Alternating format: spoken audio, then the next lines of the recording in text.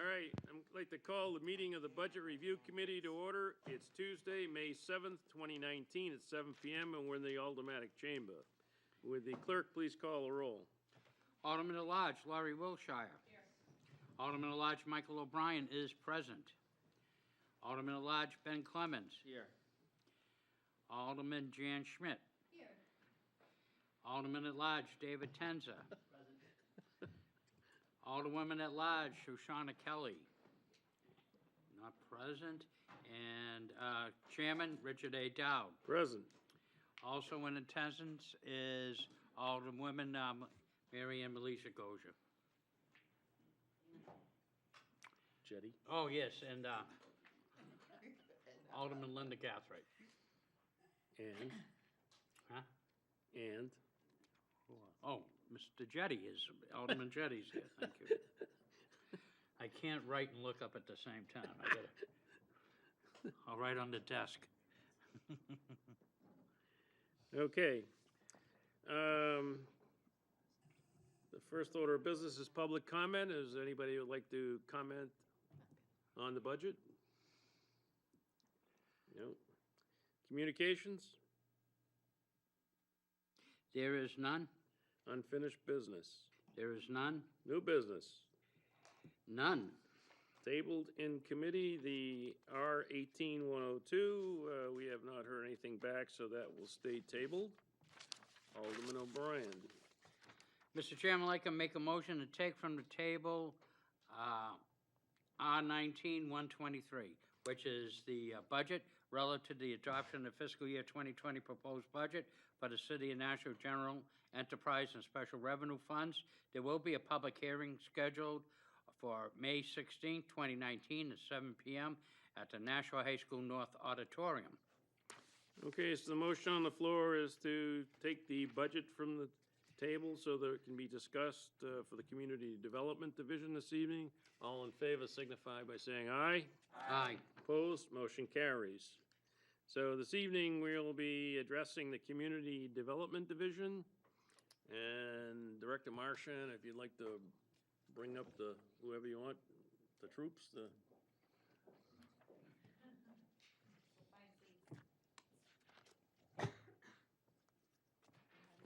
somebody can play mayor for the day, and corporation counsel for the day. There we go, all fit. No problem. 33. Director Marchand, do you want to do an overview first, and then we'll go department by department? Yes, please. Okay. All right, good evening. Thank you, everybody, for having me here. Sarah Marchand, Community Development Director, and I am here with my amazing team that I get to work with every day. Carrie Skeena, Urban Programs Manager. Deb Chisholm, our new Waterways Manager, with the hydro budgets and everything to do with that. Nelson Ortega, Code Enforcement. Roger Houston, Planning and Zoning. Bill McKinney, Building Safety. And Camille Pattison with Transit is unavailable today, so I will talk about the transportation system. And then Janet Graziano, our Finance Manager, who helps keep us all together. So as a quick overview, we came in under the mayor's budget cap. We came in at 1.62%, so we were under the 1.75.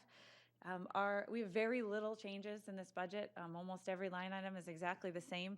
The changes are largely staffing costs as associated with roll-ups and contracts. And we were able to largely balance by getting a little bit sharper about hydro. We bought Mine Falls Dam just over 2 years ago. We're learning a little bit more every year about it and how we run it operations-wise. And with transit, we are really focused on public-private partnerships. The federal allocations are going down. We know that. We don't see an end in sight. And to keep our system sustainable, we're focusing on those. So by bringing in some more public-private partnerships, we were able to continue to rely on outside funding to run the system. So that's how we balance the budget. And I'll turn it back over to you. Okay, so the first department is 153, Building Inspection. The revenue is on page 51, and the appropriations are on page 233. I assume you, would you introduce yourself? Every time you speak, because there's so many of you, please introduce yourself so that the person that's transcribing it will know who's speaking. Thank you very much for your time this evening. I'm Bill McKinney. I'm the building official for the City of Nashua, charged with managing the Department of Building Safety. Revenues on page 51 for our budget this year. You'll see we are projecting some slight increases in the 2020 fiscal year to a total of $14,000. Construction continues to be kind of a complicated business to try and guess where it's going. We started out really strong in the 2019 budget. It leveled off for quite a bit, and actually we had some lower numbers than we were projecting for permits through the middle part of the season, but we've picked back up again and our revenues are coming back up. So with that, we anticipate we'll see increases in revenue in the building permits, electrical permits, and mechanical permits for next year. Part of the increases that we've seen in this year's budget are due to the permit fee increases that we put in 2019, and we'll be coming back to the alderman in 2020 to increase them again. So, part of our 2-year review. And with that, I'll entertain any questions. Any questions on the building inspector revenues or appropriations? I can, if you'd like, I can go over appropriations if you'd like. I did not.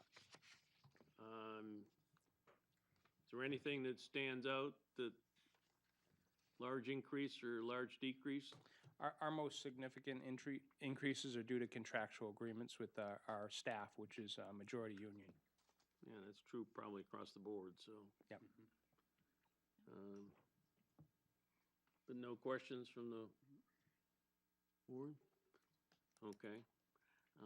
Sounds good. So, the only question I have is, you know, not to impact this budget per se, but staffing.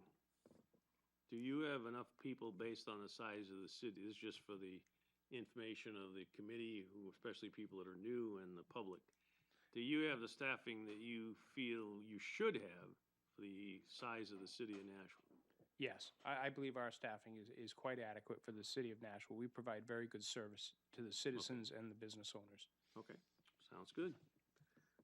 All right, the next department is code enforcement, no revenue, and the appropriations are on page 235. Good evening, Nelson Ortega. I'm the code enforcement manager. Right now, like Sarah had mentioned, our budget is mainly staff salary. Nothing really has changed dramatically at all.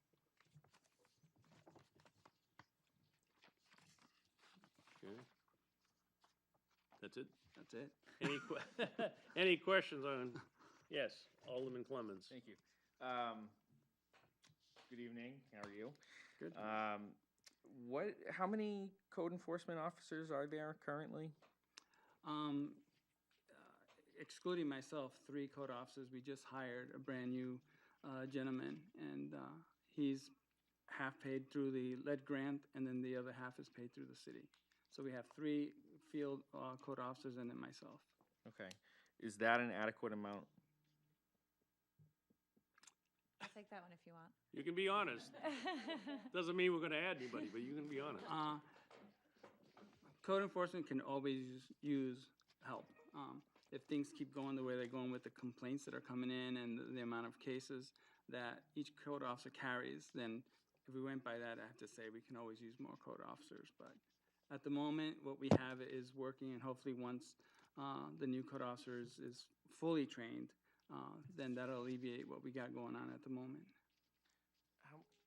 Alderman Clemmons? How many calls does one code enforcement officer normally make in the course of an average day, I guess? Each code officer currently is carrying 40 to 50 cases at one time, and that includes myself. I carry like 20 or so, and then the other code officers, it's very normal for them to have 40, 50 cases going at one time. And what is the ideal number?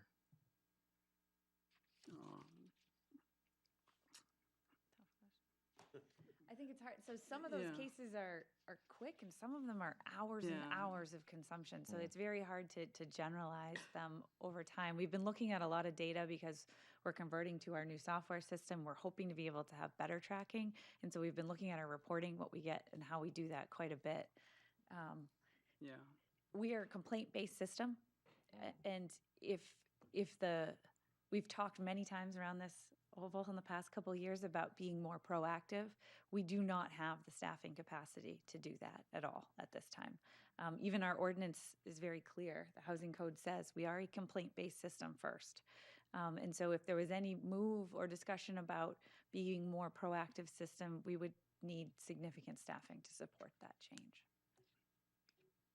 Yeah, I mean, one can take, 20 minutes to handle, and the next one can take 2.5 hours and longer.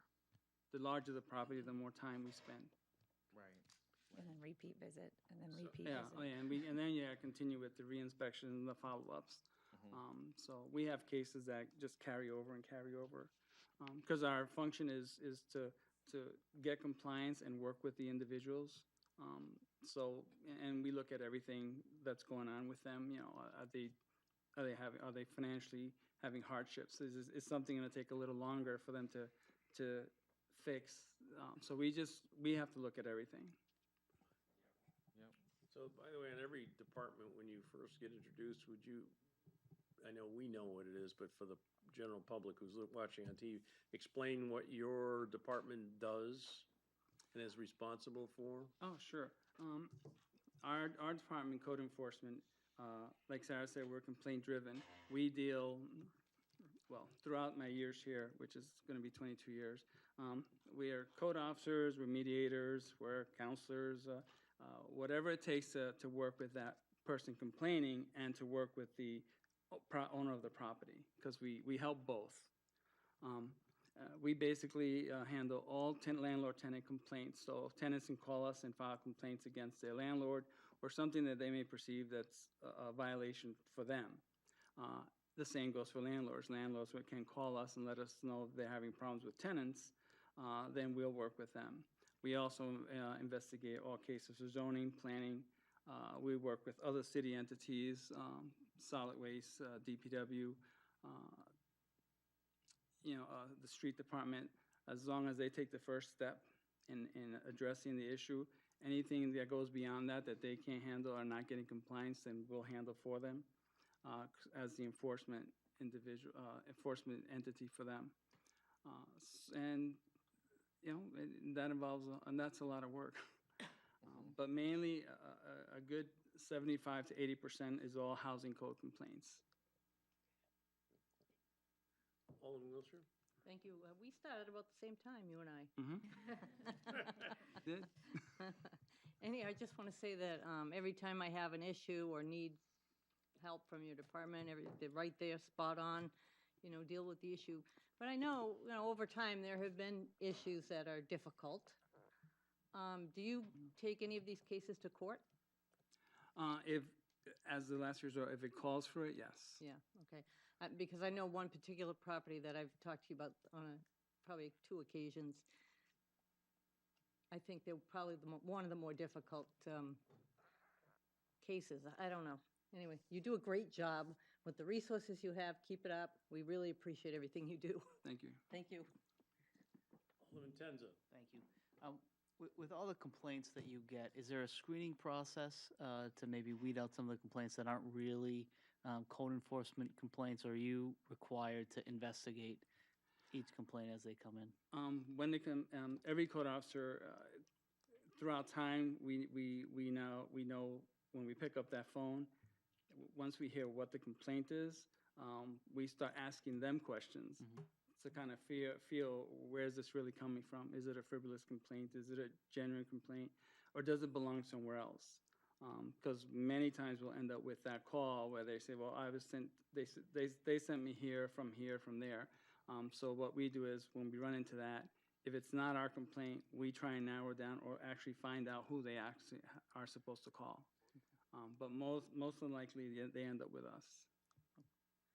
May I follow up, Mr. Chairman? Follow up, Alderman Tenza? Thank you. Do you have a sense, or will the new software be able to give you a sense of out of the number of complaints that are called into your office, how many you actually have to go out and investigate and there's some sort of violation on? Is that something that you're able to track now, or? Well, yeah, right now, we're pretty good at tracking the number of cases that come in and what we have going on. The new software is gonna help us elaborate more on that and narrow things a lot better. But as far as the cases that come in and what type of cases we investigate, we can do that now. It's just gonna be a lot better when we have the new software. Sure. And we'll always, if it's a code issue, whether it involves going more, on a scale of 1 to 10, it's usually a 9. We're gonna go to that property and look at it anyway, even no matter what the person says. We're gonna look at it first because we wanna verify and see that it is what they're saying that it is. But yeah, we normally will always go out, no matter what kind of complaint it is. Follow-up, Alderman Tennant? Final follow-up. What would you say the majority of the complaints that you get from, we'll say, tenants about their apartments is in the city? Oh goodness, a lot of that depends on the season. The closer we get to winter, we start getting heat complaints, snow complaints, just that type. The sooner we get to the spring, like this time of year, we start getting all the snow starts to melt, and they can now see everything. So we get a lot of exterior complaints, and the tenants will complain about the water issue, electric issue. So we just get a variety, but a lot of that depends on, each season brings its own set of complaints to us. Sure. So we already know that the minute the fall starts coming and the first snow starts coming, we already know that our no heat complaints are gonna go up. Just like in the spring, we know that our trash complaints are gonna go up, or I can see this, so the fence is falling down. So they just vary so much. Other questions? Oh, Alderman Clemmons? Thank you. Yeah, just to follow up on that train of thought there, is there, I'm sure there is, but are there known people on both sides of tenants and landlords? In particular, what I mean is, like, when those things come up in the spring, or when they come up in the fall with the heat and all that, like, you're gonna get a phone call from so-and-so, or you're gonna get, and what I mean by that is, basically people that repeat the same offenses over and over again. When it comes, to be specific about a particular violation, not really. Okay. I mean, we know when we hear a name, whether from a tenant or we hear a tenant's name, we know, if we can pick up that name in a heartbeat, we know already that it's something we have to look at on either side. But it's more the general maintenance issues of a particular property versus a no heat complaint, because we'll get no heat complaints from tenants who themselves stop paying the electric bill. And then we have to work with that. Or we'll get tenants, complaints from landlords, tenants regarding landlords who we've never dealt with before, and they just don't know. How much the heat, how high should the heat be, how low can they have it? So to narrow it down to one specific complaint like that, no, but we do know when we hear someone calling and we hear who their landlord is, we say, okay, no, we know, we'll call them. Okay. Well, no, I guess that's a good answer, because that's better than what I expected, I guess, because that means that people are complying, and that you don't have, it sounds like you don't have to go back to the same people repeatedly with, the same issues. Like, well, I talked to you last fall, you have to have the heat at 65 throughout the house, that type of thing. Yeah.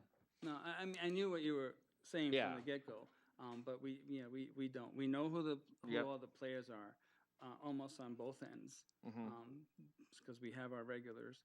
But Right. it's just more when it comes to general maintenance type issues we work with. And most of the landlords that have been around for a long time, they know the ordinance, and they know that tenant has to let them address it first. Mhm. You know, you just get those who wait till that last minute to Yep. readdress. Marcia? I really think the ticketing ordinance has made a big difference for Yes. code in those repeat offenders. We've Mhm. been able to employ that limitedly. You don't see it here in the budget because it's not a budget goal in any way, shape, Right. or form.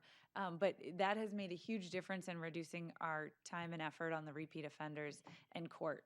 The time and effort we put into taking somebody all the way to court to be able to ticket them and have those fines escalate. We've seen some major improvements with some issues that we used to chase forever since we've been implementing that. So thank you very much for your support in that. Mhm. Yeah, great. Other questions? Just a quick question. If you went to a proactive standpoint, what types of activities would you do to be proactive? As far as proactive, that would involve the code officers, besides handling a minimum amount of reactive cases, they would be able to drive through the city and actively go down Chestnut Street and just see what what is out there that they can do. Look for trash, look for buildings that are dilapidated or maybe has a couple of signs of maybe we should inspect this property. You drive down the street and you see an apartment with 3 or 4 broken windows, or during the springtime they don't have any screens like they're supposed to in the summer. The code officer can then take the time to go locate the landlord, see if they live there, or come back and schedule a proactive inspection, which we on occasions might do that, especially when we're training somebody, we try to do that so they'll learn. But mostly it frees that officer to drive around the city and look for things and address them right then and there if he can, or come back and then set up a full inspection of that property and then go on to the next one. We would be inspecting more properties on a regular basis versus complaint-driven basis.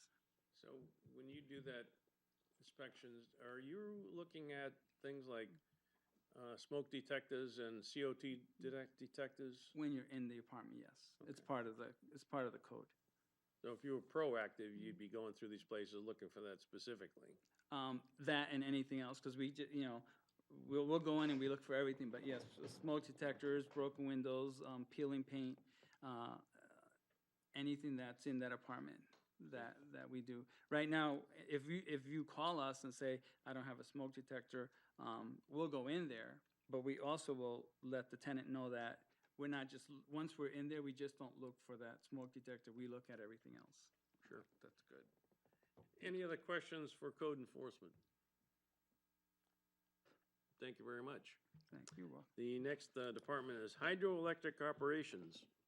And revenues are on page 52 and appropriations are on page 237. Thank you, Alderman Dowd. My name's Deb Chisholm. I am the Waterways Manager in Community Development.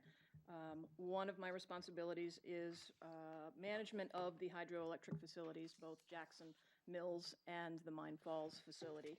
A couple of other things that we also do in the department, and by we, I mean me.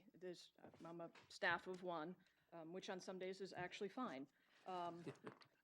We also do invasive species management on the Nashua River, on the Mill Pond and the canal, and this year we're also doing it on Sandy Pond, working in conjunction with Nick Caggiano over in Parks and Rec. And we're also in charge of floodplain management, so I get a lot of phone calls relative to whether homes are within the flood zone or not and what the requirements are for paying additional flood insurance.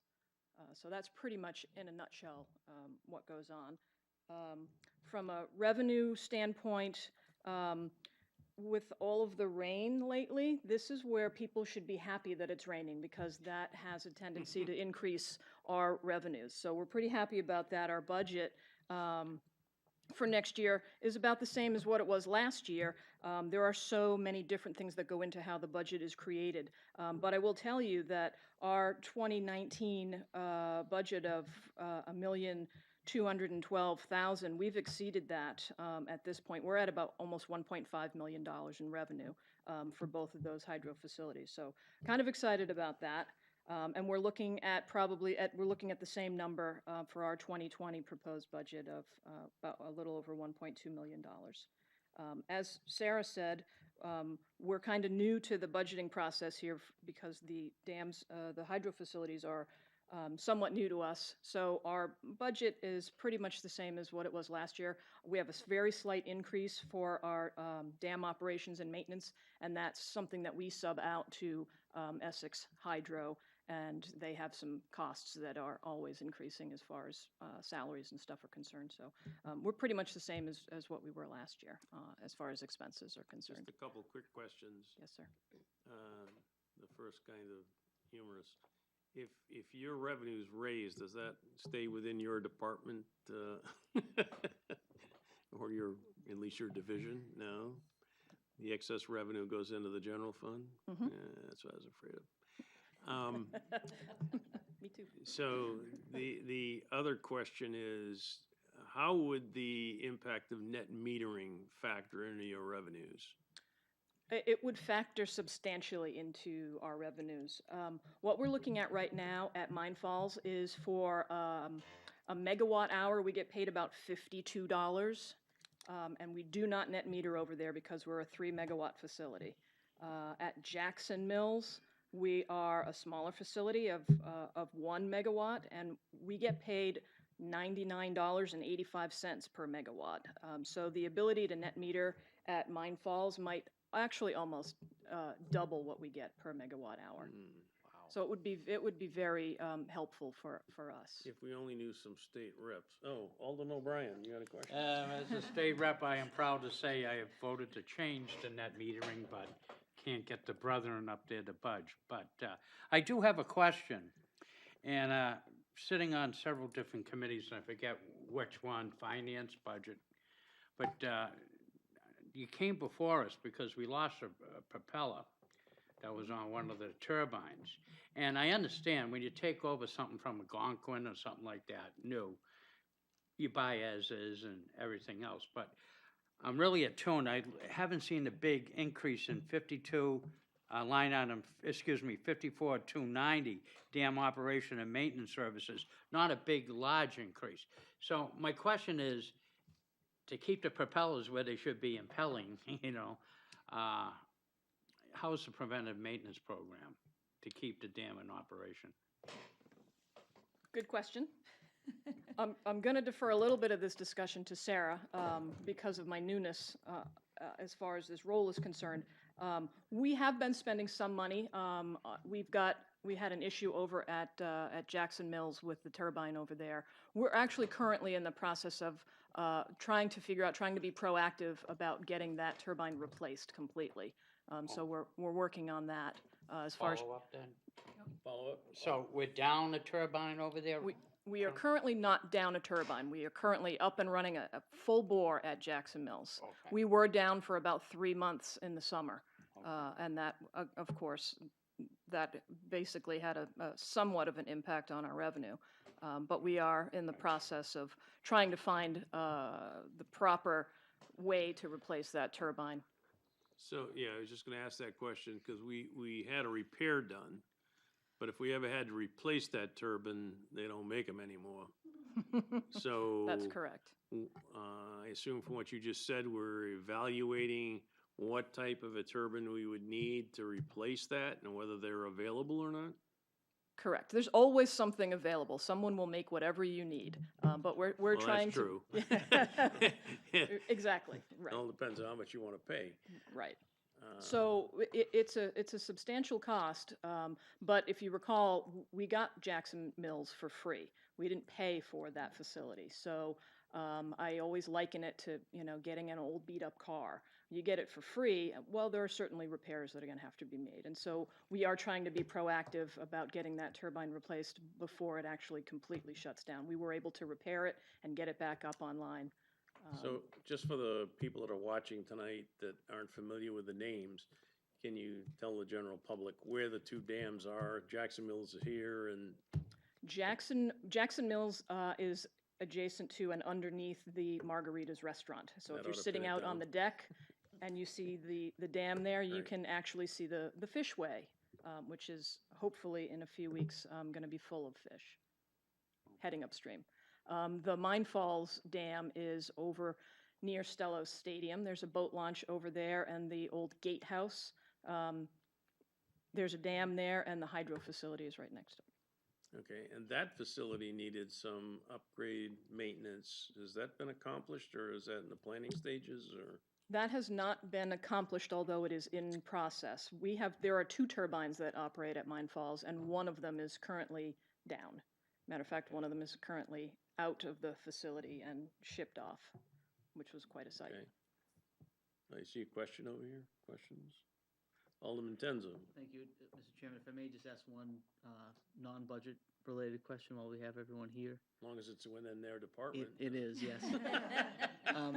So we've talked a lot about the cleanup, the riverfront cleanup, and I'm not sure if it's appropriate now or I just wanted to ask about a status on that when that's going to be accomplished, and I assume that the invasive species will be part of that as well, but maybe not funded from the same source. Sarah Marchant. Director Marshall. That is correct. We are actively working. There was an escrow last year that you approved on invasive species management for the downtown waterfront. Deb was referring to aquatic invasive species. The downtown is terrestrial invasive species. We have actively worked with actually the Department of Agriculture in New Hampshire. They are the ones who are in charge of terrestrial invasive species. We have a project that we're working with them, and I think they're going to do the invasive species spraying for the entire north bank of the river downtown in a project. And then we are working on the south bank because the south bank has so many trees and things in the way of the actual vines and things. We need to have some of those removed and cleaned up before we can do that. But the best part of it is that because of the approximate location to the water and the spraying on the south bank with all the steep slopes, the permitting process is 120 days. And so we've started that, but we won't actually be doing the spraying on the south bank until probably September because of when we just applied. But we do expect to get bids out shortly for the tree removal process, to go out to bid, to get bids back on that. And so we will see cleanup in the tree removal cleanup process first, and then the spraying will be in the fall.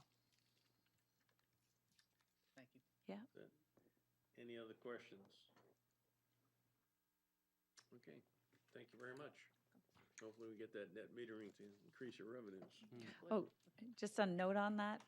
We really hope we get that, but at Mine Falls, we are in a contract of selling our power until 2024. That came when we bought that. So it would be great if they got net metering done and we got it in place. But even if we got it done this year, I don't want you to expect our revenues to jump by that much next year because we can't fully take advantage of it until 2024. Okay. All right. I do have a Alderman question, Jettie. if I could.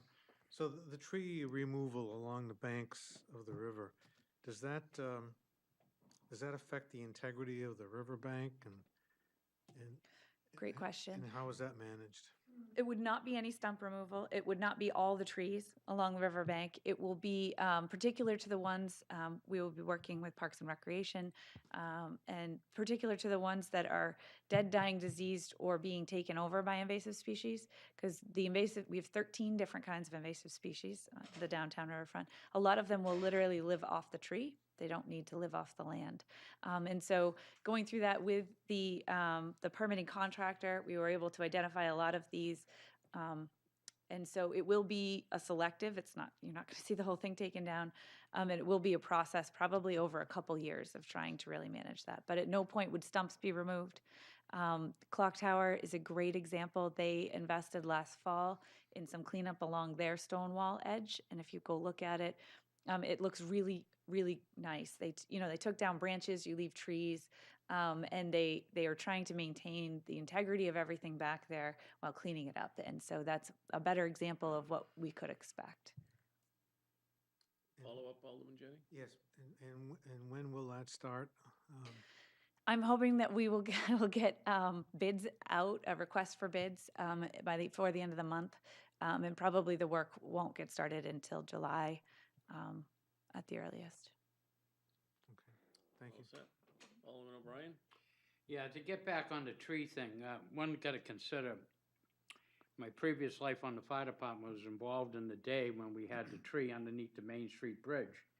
And it's phenomenal the amount of infrastructure that's underneath that bridge and what a large tree can do.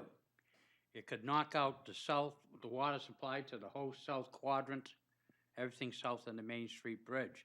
So we should be very attuned to the arbor needs and make sure what's stable on the bank stays on the bank and doesn't go into the river, because it can wipe out the infrastructure, go over the dam. It could probably cause, at nighttime, if nobody sees it, you got an occupied restaurant there. There's a lot to consider when I'm talking about margaritas. So it's something to be attuned to eliminate the hazards that are there. So, Yep. Well stated. Thank you. Any other questions? Thank you very much. Next department is Community Development, and the appropriations are on page 238. So, thank you. That would be me again.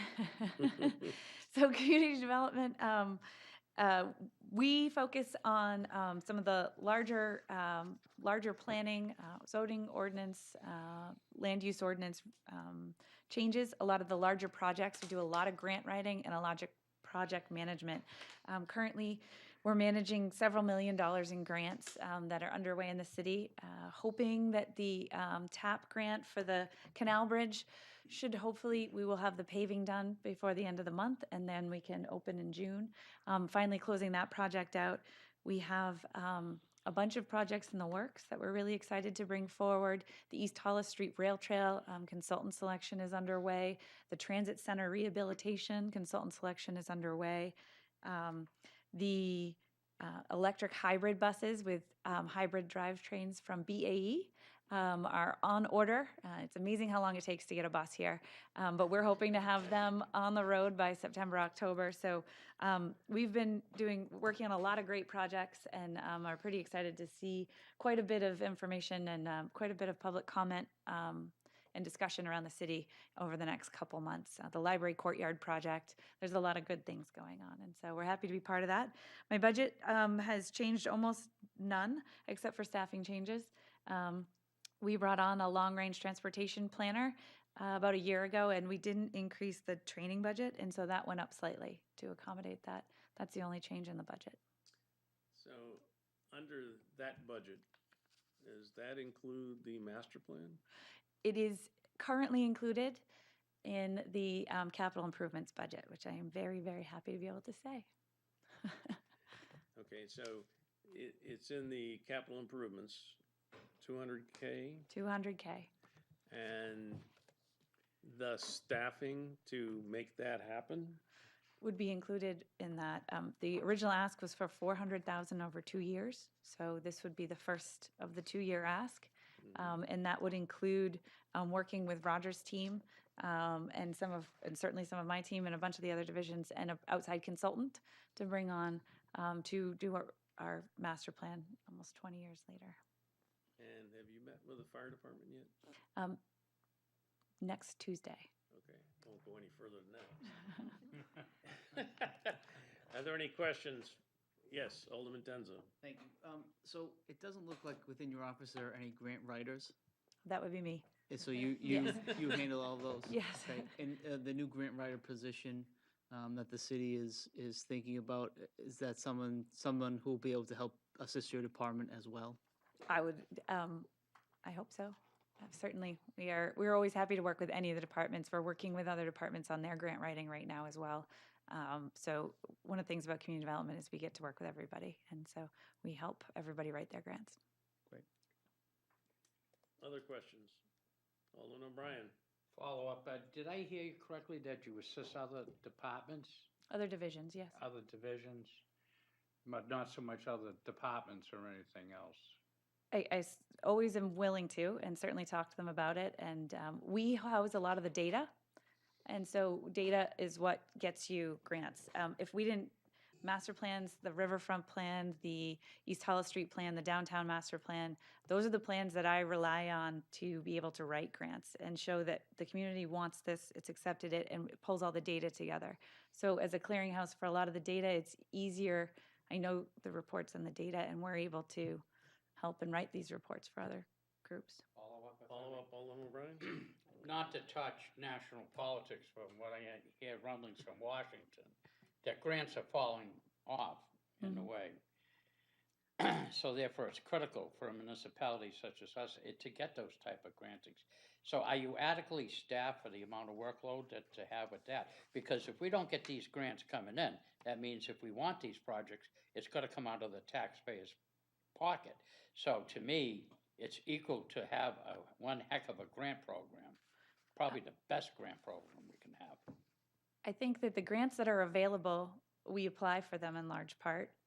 I do think that the federal grants, and Carrie's going to touch on this more, are the lack of funding there is a problem, and the availability of grants is shifted. So the federal government is, and the state government funds certain types of grants, but there are not grants available in every piece.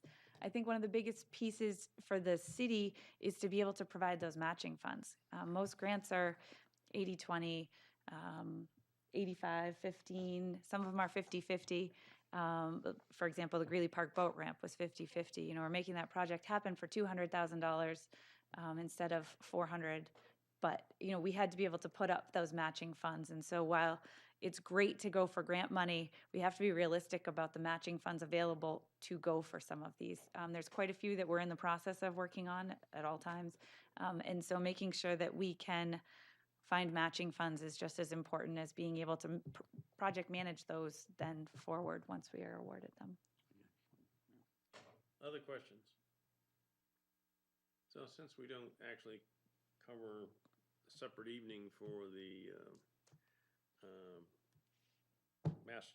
master plan, could you just give an overview for the public of why it's so important that we do the master plan? It's been how many years, and what the impact of the good master plan would have on the city?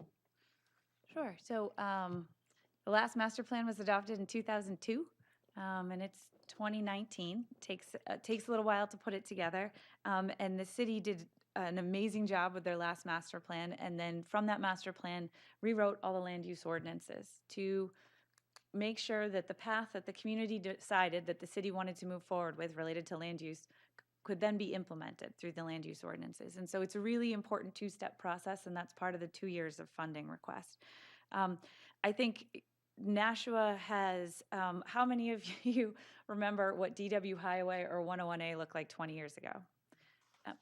They're not at all the same, right? I mean, we've seen some pretty significant differences, and I think using the same rules from 20 years ago about how we want our community developed is not necessarily the best bet for Nashua. I think one of the most important things that we're looking at right now is we have a massive need for housing, but we also have a need to keep in mind our future job centers and where those are going to be and how we can continue to grow to support our commercial side of the non-just retail commercial side of things. And so the master plan allows the community to dictate its future and what's really important to us, how we want Nashua to look in another 20 years or even another 10 years. And by laying this all out, we can then update our land use ordinances to make sure that we're moving that vision forward. And that's the key part of it. Everything that's done, the data collected, the community input, that gives us then the perfect basis to write for grants, to implement new projects, and to move all of that forward. So it isn't a community development plan. It isn't an individual department. It really needs to be a citywide voice that comes from the community up, and that's one of the reasons why it is so expensive, because it's boots on the ground, it's time, it's community input, and it's a lot of data analysis. So it costs to get it done. Good, thank you. Joe? Yes, If I Alderman may Lizzie Golia. just, because certainly Alderman Jettie, Alderman Tenza, Director Marchant, and I have also had conversations around the importance of the master plan for both the members of the zoning board and the planning board. And right now we're asking them to make decisions based on information that's almost 20 years old. So that's another piece that I think all of us who are familiar with what's going on with those boards understand the importance of the master plan in being a tool for the members who are appointed to those boards. Other questions for the director? Okay, next is planning and zoning. Chairman Dowd, and members of the committee and aldermen. My name's Roger Houston. I'm Planning Director, Manager of the Planning Department. Briefly, we provide professional support services to the Planning Board, the Zoning Board of Adjustment, Historic District Commission, the National Conservation Commission, and the Capital Improvements Committee, which is a subcommittee of the Planning Board. We field a lot of public questions that are counter on development, zoning questions, planning questions, and if they can't find us somewhere else, they usually come to our department, and we can usually answer the questions. We review land use permits and sign permits as well as we'll be involved with the master plan process through the planning board and aldermen and when that goes forward. Budget-wise, our revenues are stable. I projected the same amount for this coming fiscal year as we had last year. We're at 90% of that target level right now. We hope to meet it by year's end. Our budget is with exception for the salaries like everyone else, everything else is the same, flatline, no changes to the commodities. And that's all I have. Questions of planning and zoning? Okay, Alderman Clements. Thank you. Outside of the, of having outdated land use codes, what do you think the biggest, what is the largest thing that is land use code wise, I guess, or whatever, preventing somebody from coming and doing business here in Nashua? Question. I don't, the land use codes don't, I think it's more a question of having available, we're nearly a built-out community. We have a very large area on the Flatley parcel, and we have some other large areas that can be developed yet. But we're primarily built out, and so what we're seeing a lot of, and we have been seeing for several years, is redevelopment of sites and making sure our land use code does fit those. I know we've put Band-Aids, I think, on our ordinances over the years to help that situation and encourage economic development. And of course, as Director Marchand mentioned, the need for housing, that seems to be quite acute in the community right now, and the city and administration is moving in that direction. Follow up, Alderman Clements? So yeah, so the master plan obviously would help in that, getting us basically into a point where we could do some more substantial redevelopment of what we have, I guess. Am I correct in saying that? It certainly can identify those areas as well as establish some goals and objectives, and looking at the land use map as to where the community wants to go and the vision for the community, Right. as well as the future of the community. Most communities have plans. They don't wait. I think we started on the last plan in '98, and it took us nearly three and a half years to finally get it to fruition. And hopefully with the outside consultant, and it's going to be a team effort, as Director Marchand said, that we can move forward and get some direction that will help the city move forward in the future. Okay. Alderman Tensa? And I think that one of the things too, I mean, when we talk about housing, really, I think that's one part of the 20-year-old master plan that really can be updated as far as, and could really help with development and bringing more quote-unquote workforce housing, and making our ordinances more amenable to that sort of development. Switching topics though, one of the things that I asked when Public Works was here is about the sidewalk funds that are available to the city, especially in the southern part of the city. There's significant sums in there. I know that Alderwoman Melizzi Golia has been working to get some of that money used on East Dunstable Road. Is a sidewalk plan, is that also something that could be included in a master plan, or is that something that we could start working on right away? Great, timely question. We don't have a sidewalk plan, and most people call it more of a bike ped plan.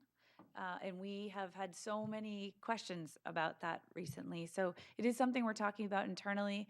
How much can we do? How much would we need some outside help to do? It is a labor-intensive process in that there's certain parameters, data points that you have to have on every sidewalk and every piece of that to make it a legitimate sidewalk plan. So it's certainly something we're in conversation about, working with the National Regional Planning Commission, who does a lot of this work for other communities as well. That is something that I think would be beyond our basic master plan ask. I think it would be an addition to, but it certainly seems to be coming up more and more as a priority, especially as Public Works is really focused on helping to expand our bike lane infrastructure in the city and has been doing a great job on that. And with the VO Ride bikes, there's more of a ask for a cohesive plan of how we can do this together. So working on it. Other questions? Alderman Jettie? So coincidentally, I was listening to a program on New Hampshire Public Radio this morning, and they were interviewing mayors from other cities, Franklin, Rochester, and Keene. And one of them was talking about how they had taken advantage of RSA 79-E, the Community Revitalization Tax Relief Incentive Program, and which allows cities to adopt this, and then they can, people who are trying to revitalize properties in the city can apply for and be granted some kind of a tax relief program. Have we adopted that? Are you familiar with that? Yep, we've used that in the past. Cotton Oh. Mill is the last example of using of that. So basically, you lock taxes in place at that for a certain period of time, depending on the improvements, 5 years up to 9 years. So that was the last one that was used. It is something that I know economic development and myself are always actively talking to people about if it's something that could really work. It does have parameters. It's not an across-the-board thing. And, those communities you mentioned, Franklin and Claremont, are very old mill towns, and they're thriving. I mean, the Claremont comeback everybody's talking about, but they had some really depressed property values that they needed some really big incentives. And so by freezing the taxes on some redevelopment on those properties, it was able to provide a pretty big incentive to reinvest there. We are luckily not in that bad of shape in some places, but it's certainly something we're talking about as part of reinvesting maybe in some of our older industrial areas. Yeah, Follow up, Alderman Jettie? Yeah, so I was thinking not only of industrial properties, but housing. Some of our older downtown neighborhoods have seen better days, and perhaps it sounds like you're on top of this. So I'm just thinking out loud here that we could provide incentives to owners of properties in our downtown areas to maybe revitalize the existing properties or tear old properties down and replace them with newer properties. I just thought of a way of kind of following on what Mr. Houston was talking about, providing more housing. I don't know if you've looked at that. It's certainly one of the tools in our toolbox. I mean, I think Carrie's going to talk about something that she's working on as well to try and do just that on a smaller scale as a pilot. But those are exactly the kind of programs that we're talking about all the time of how can we do housing better? How can we incentivize it? The construction market has gone up 20 to 30%. We've seen in the past 2 or 3 years. So, when I look at ROI and pro formas and the costs of doing business, just any construction, the costs have risen dramatically, and that isn't something to do with us. It's part of being in the Boston metro area and the tariffs and the not tariffs and some other things. So we've seen such a dramatic rise, and there's just not enough tradesmen. Anybody you talk to can't get contractors in and can't get things done. So costs are much higher to do the same thing that you were trying to do 5 years ago, and that's also just dampening the ability to reinvest. Other questions, Alderman Clemmons? Yes, thank you. I was the proud sponsor of that legislation when it came in Nashua. And you know, it did come about because of Cotton Mill Square, but I think at the time there was some ambiguity, I'll say at best, that it had to be focused on the center of the town and you couldn't use it for other areas like we do with some of our other economic zones. So that doesn't necessarily mean to say that we can't redefine what our downtown is either. So that might be a good idea to maybe look at that if there are areas where we could expand that to, and maybe look at what a redefinition of what our downtown actually is. Other questions?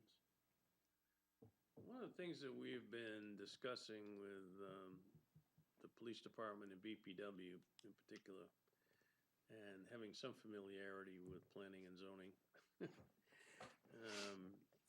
you have a lot of paper, old drawings and files. Has there been any consideration in digitizing that for A, to save on storage space, B, to not lose some of this data? That's a hot potato. I see it being thrown back and forth. We've been doing this for a number of years. We've been scanning documents. We have a part-time person that does that for us. All of our site plans, all the subdivision plans are scanned and are available electronically on our public S drive. So we've been doing that. We're trying to preserve as much as we can that we have. Our documents, the master plan, and that are online. So yes, we've been doing that as time goes by and as time permits. And the other question I have is, are you utilizing GIS more these days in regards to planning and zoning? We do. That's been a very useful tool for the last, how many years has it been? 12 years? But yes, it helps out immensely because it may save a trip out to a site. We can look at the aerial, or we can help a customer at the counter, which is very useful. The approximate property boundaries are there, you know, the zoning. We can get a lot of information to save a lot of time.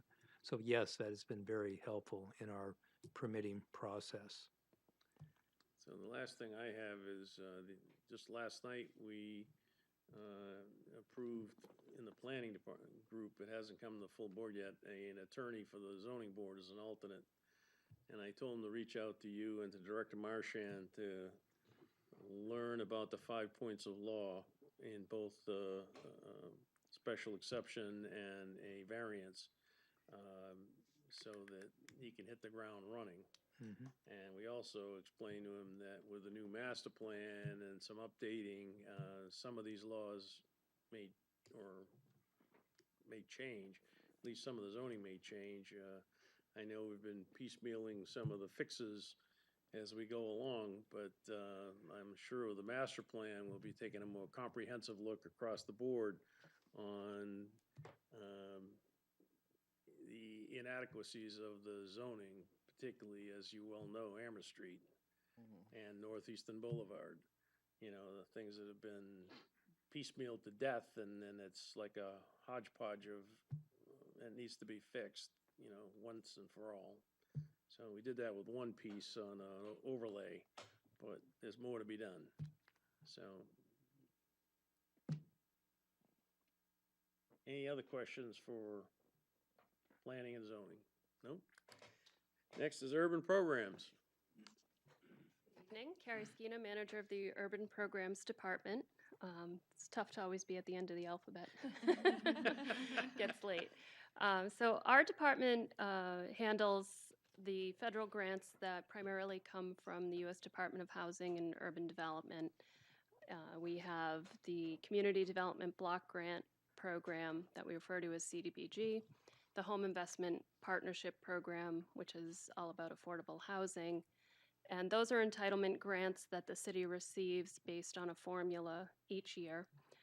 We just received our allocations nearly 3 weeks ago now for this year. And we also have a pretty significant lead paint grant, which is also through HUD in our department. That's a competitive grant that the city applies for, and we are currently in our 4th grant. I've been here 11 years, so it's been 4 grants in 11 years, and those run on a 3-year cycle. And all of these programs primarily focus on improving the lives for low to moderate income populations in the city. So under the home program, we're focusing on housing. Community development block grant has a wide array of needs that it can address in the community. We are doing housing under that program. We also support the nonprofits in the community as they're on the front lines serving the vulnerable populations. And, the lead grant as well is focused on units that are occupied by low-income tenants. So we have a full-time staff of 6 people. 3 of those are primarily dedicated to the lead grant, and the other 3, including myself, focus more on CDBG and home. And that process runs through Human Affairs Committee, which there are a couple members here tonight. So we're currently in the process of allocating the fiscal year 20 funds for CDBG and home, and we hope to have that wrapped up in the next few weeks. And then that plan gets submitted to HUD for approval, and hopefully in August it gets approved, and we get our funding sometime around August or September on a good year. Last year it was late October when we finally saw the funds. So much like I've heard a lot of talk about the master plan tonight, we also operate on a long-range plan. We have a 5-year, what they call consolidated plan, that's required by HUD. Fiscal year 20 is the last year of our current 5-year plan. So this summer we'll be gearing up to develop a new 5-year plan. I'll be reaching out to not just the elected officials, but every other department in the city. We try to reach as many community members as possible, and pretty much the same foundation that Director Marchant described for a master plan we do for this, where it's really from the ground up, and it's supposed to focus on what are the needs of the low-income population in the city, and then what are the goals over the next 5 years, and that helps us direct those funds each year. As it's been said tonight, we are grant funded, and being federal grants, we are also subject to that national political climate of reduction. Interestingly, CDBG and home has been zeroed out in the president's budget the last several years. Thankfully, Congress sees better and has put that back in and restored it. It's primarily been level funded, which is actually a reduction because costs increase, as we know.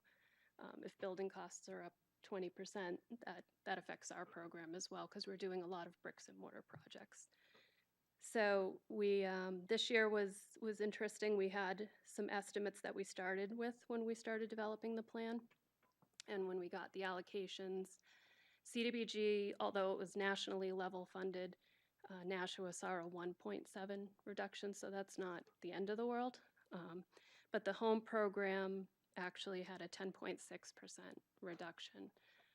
The home program isn't funded very high to begin with, so that's a significant tap into not just the department, but the ability to get that money out into the community.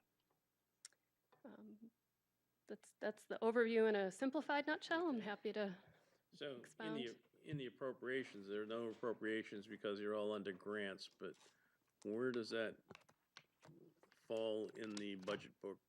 It is page 243 and 244. Okay. It's in the special revenue, I believe, right? Yep. Ah. didn't turn the page. One other thing that actually I've been having discussions with Director Marchand on is, and I think it's a big issue with Alderman Clemmons as well, is trying to develop housing for people young people on the low end of the spectrum.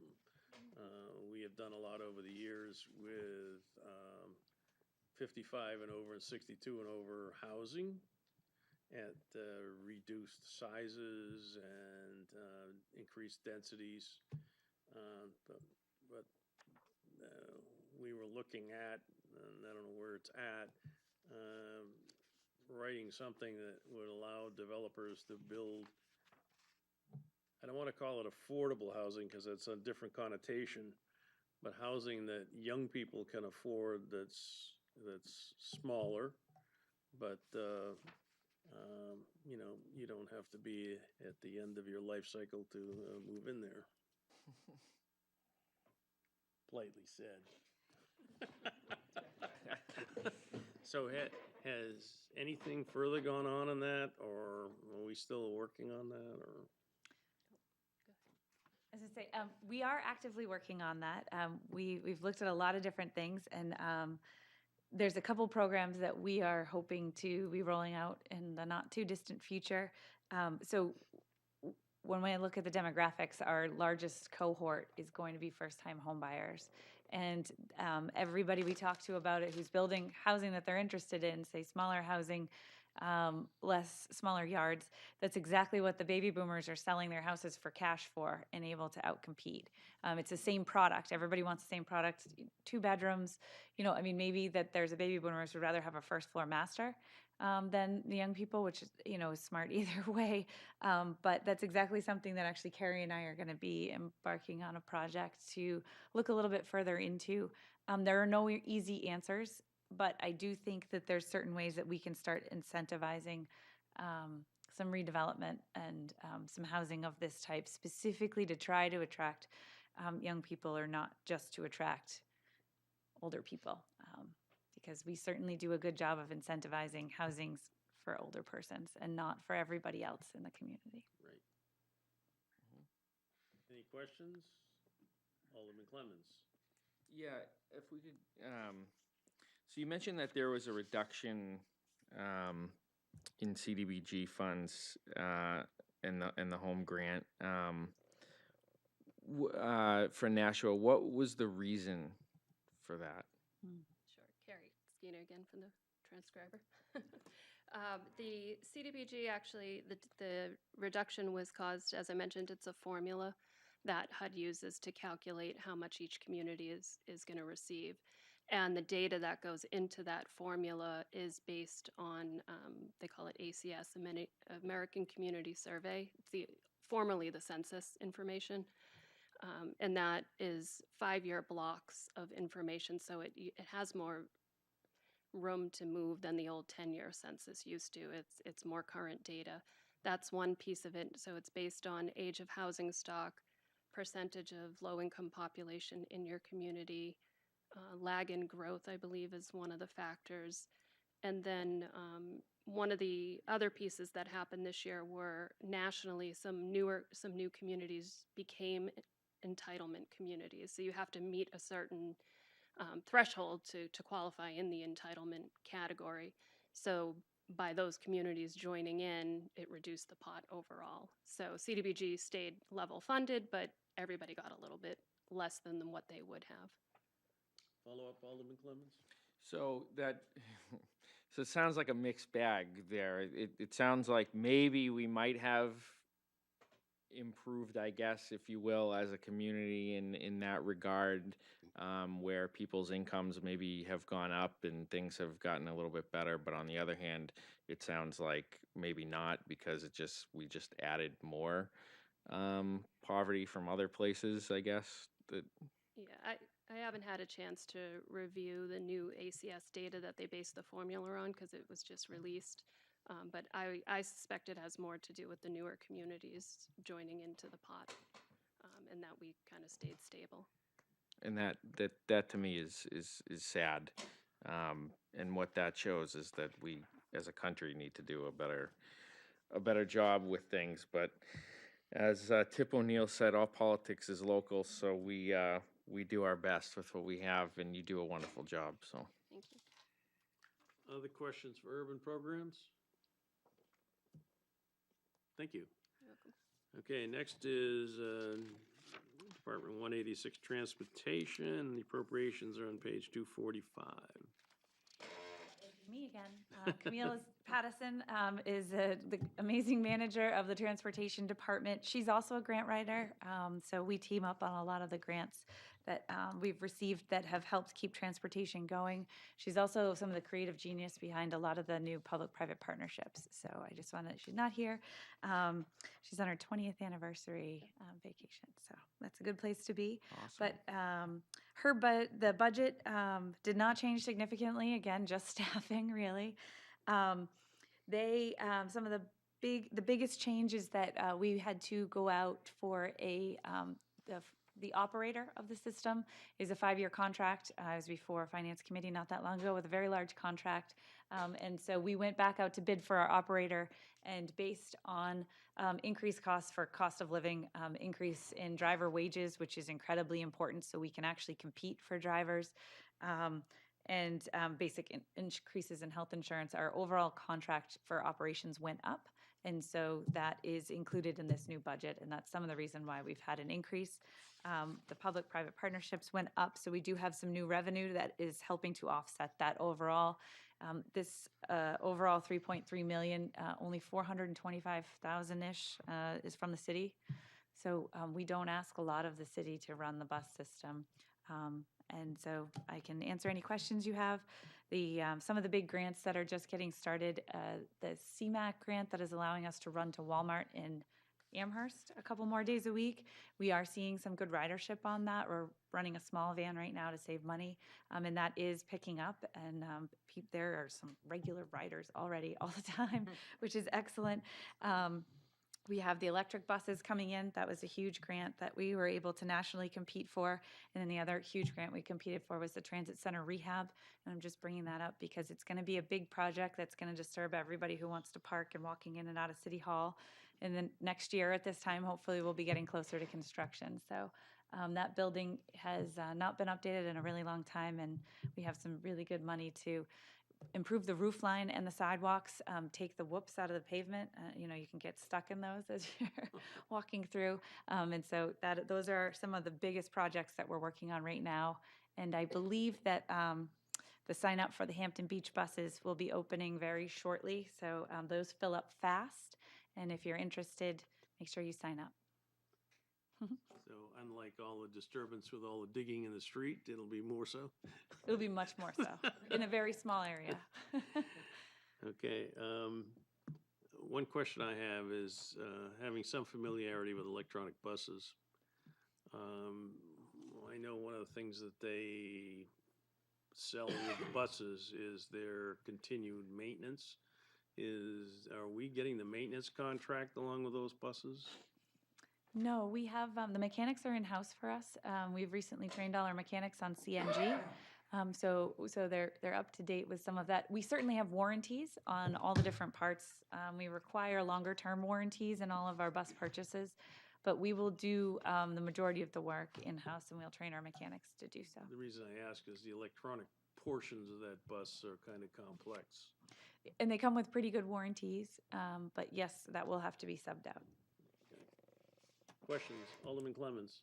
Thank you. Do we have Sunday bus service? We do not. What would it take to get it? Money. Millions. $1 million? Probably not quite. Between 700,000 and 800,000. It's a massive cost increase. We don't staff it in any way, shape, or form. We completely shut down. So it would be everything from the running dispatch. It's not just like adding on night service where we're adding another route on when we already have service going. We do customer satisfaction surveys at least once a year, usually 2 or 3 times, depending on what we're doing and what other projects are going on. Besides going to Walmart, Sunday service is our number one request. It's a massive amount of money to make that happen. what if you did just some of the main routes? So not the full schedule, but if you did one or two of the main routes, what would realistically, what would something like that cost? Or even a modified route that maybe is completely separate just for Sunday? Have you looked into doing anything like that? We've looked at, and I don't have the numbers in front of me, I can get them for you. We've looked at doing the same, our 3 core routes that we do for night service that are the key routes that we have, the vast majority of ridership on. That's what we've looked at for Sunday service. And then the supporting paratransit. So anytime you run service, you have to run paratransit with it. I don't have those numbers in front of me. I can promise you it's in the hundreds of thousands. And so the way it works with the federal dollars is we would have to front all the costs up front to run everything. And then as we add the extra miles in the next year's funding, we are supposedly they give us half for the miles. I think it's more like 27 or 30 cents on the dollar, but they would, as we increase mileage, we would get a bigger distribution from them to offset those costs in future years. I don't think it's 50-50, but we still have to front load all those costs initially. And it's certainly something we have. We did a 10-year plan for the transportation system that I got a grant for maybe 3 years ago now, and I believe it's in the back of that. So I'd be more than happy to send it to you. But it is a massive lift. Follow up? I think if we want to consider ourselves a world-class city, we have to have a bus that runs 24/7. And I'd like to work on making that happen. And if it's going to take a substantial cost, but it's something that we will get back in the end, I guess, or at least part of it back, then it might be worth looking into, and really figuring out how can we optimize a route or two that kind of gets where the majority of our riders are and where the majority of the people who would use the bus on Sunday live, and kind of maybe just start with one route that kind of goes to the main areas or two. It's something like that. I just feel, I realize it's a cost, but I just feel that it's a worthy thing to do. Because it just seems to me that if you're reliant on public transportation, and lots of people in the city are, to me it's not fair that you have to sit at home on a Sunday. So it's something that I would like to work on with you, and I hope we can do that. Yes, I'm happy to talk to you more about that. The next grant we're working on, actually at the moment, is transit's kind of changing too, and we don't want to continue to deliver the exact same service.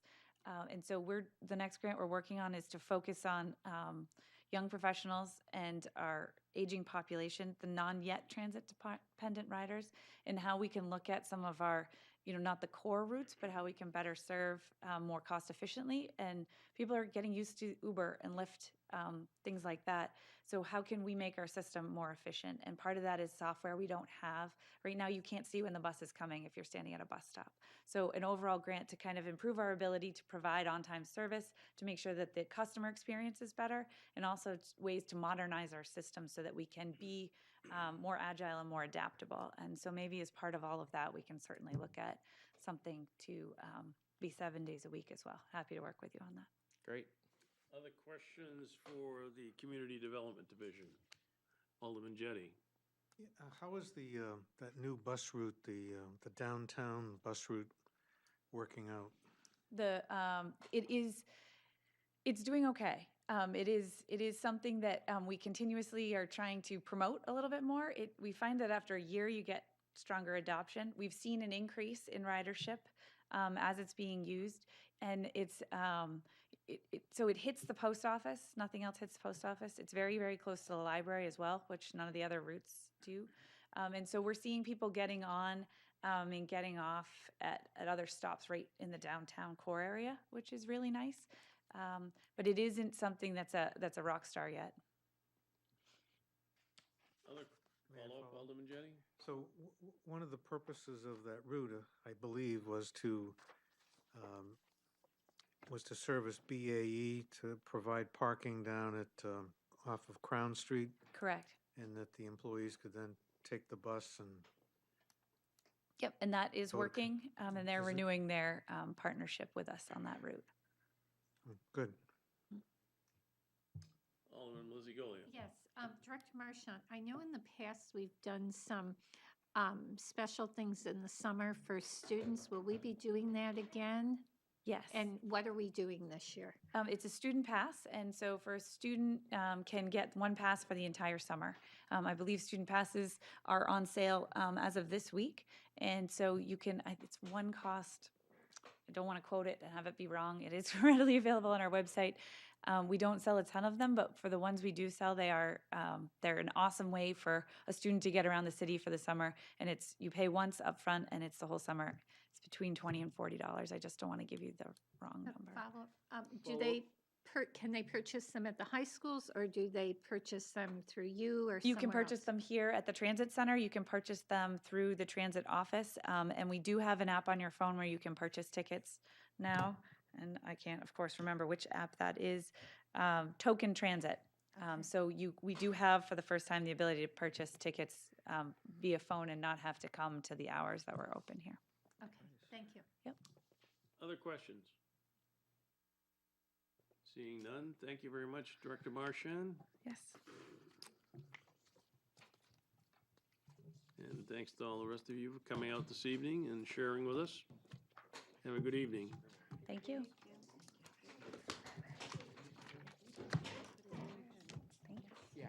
Stoplight still working?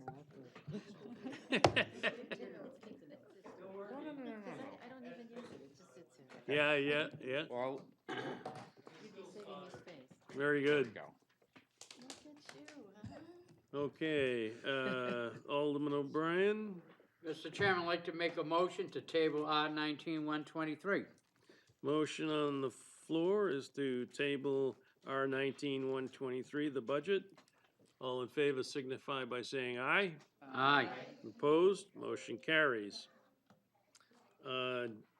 General discussion, Alderman Tenza. May I say one thing? And it just goes to something that Mr. Ortega was speaking about earlier, about being proactive in housing and code enforcement. A couple of years ago, here in Nashville, we lost a office of legal aid, which was down on East Hollis Street, I believe. And they were a great resource for our community, for folks who had questions about housing issues, debt collection issues, things like that. And the reason we lost the office here in Nashville is because of budget cuts at the state level, which fund that program. I know they've made a big push. I think they're afraid that they're going to lose even more money, even more funding at the state level. And so, I'll just make a pitch to the legislators in the room as the budget process is going through that that's really a group that would be beneficial for folks here in Nashville. And really the benefit having them here is that anyone could go to their office, just stop in. They could run classes down at the library, people could come. So it would benefit not only citizens, but it benefits the city because it takes some responsibility off of public planning and economic development office and their staff as well, so they can focus a little bit more on the more problem issues. So, thank you. Okay, any other general comment? Seeing none. Public comment? 15 minutes. I'd just like to submit this in writing. I can check in the future that it's put in the minutes, right? Is it something that's related to the budget? I mean, that was something, possibly, yes. Well, I think so.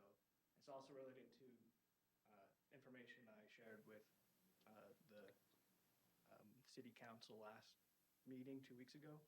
So, I mean, some of the information that has happened in the last 2 weeks has, I think, made this information more important. So I'd like to see it on minutes.